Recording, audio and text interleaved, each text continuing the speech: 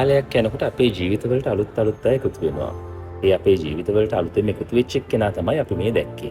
හැබැයි මෙයාව නම් අපේ ජීවිතේට එකතු වෙනකොට කවුරුත් දැනගෙන හිටියේ නෑ. ඔය මේ වීඩියෝ කියන පුංචි නෝන්ලා දෙන්න ඒ ගැන මුකුත්ම දන්නේ නෑ. ඒ වගේම තමයි අපේ අම්මයි තාත්තයි. ඒකට පොඩි සර්ප්‍රයිස් එකක් දෙන්න තමයි අපි මේක ප්ලෑන් කළේ. ඉතින් ඒකලොත් ගොඩක් සතුටු වුණා. අපේ පුංචි දුවලා දෙන්නත් ගොඩක් සතුටු වුණා.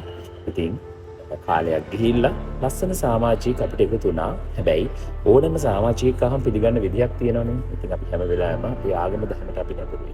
ඕනම දෙයක් කරන්නේ ඒ විදිහට. ඒ හින්දා මුලින්ම අපිත් එක්ක පන්සල් ගිහිල්ලා අපි ආගමික කතාවක් වල නිරත වුණා. ඒක අපිටත් හොඳයි, අපේ හිතවලටත් හොඳයි, අපේ දරුවන්ටත් හොඳයි. ඒ සතුට අනිත් අයත් එක්ක බෙදා ගන්න තමයි අපි මේ හැම දෙයක්ම කරන්නේ. ඉතින් ඒ දේවල් ඉවර වෙලා ඊට පස්සේ තව දේවල් වගේක් කළා. ඒකත් එක්කත් ඔයාලට එකතු වෙන්න පුළුවන්.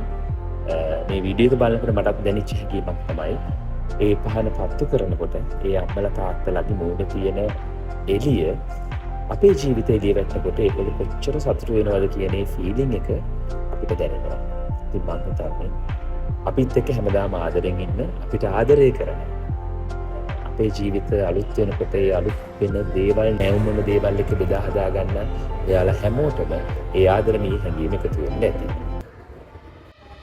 ඒ වැඩට ඉවර වෙලා මායි චන්දිමයි තව දෙන්නෙක් ඉපදියා. ඒ සතර සමරන්. ඒ දෙන්න තමයි පඳුලයි සසුවේ. ඒ හැම දෙයකටම අපේ ළඟ ඉන්න ආදරණීය චරිත දෙකක්. ඉතින් අපි තව දේවල් ප්ලෑන් කළා, කතා බහ කළා. මේ පරිච්ඡේදය බොහොම සතුටින් මේ දවසේ අපි ඉවර කළා. හොරණක් ගිහිල්ලා තමයි පස්සේ බැලුවේ. මොකද අපිට අපේ වාහනේ ගැන තව දේවල් කතා කරන්න තිබ්බ රස කතා ගොඩක් තියෙනවා. ඒ අපි පස්සට කියන්නම්. ඒ දවස් හරියම ලස්සනට ඉවරුණා මේ පිස්සු දෙන්නත් එක්ක.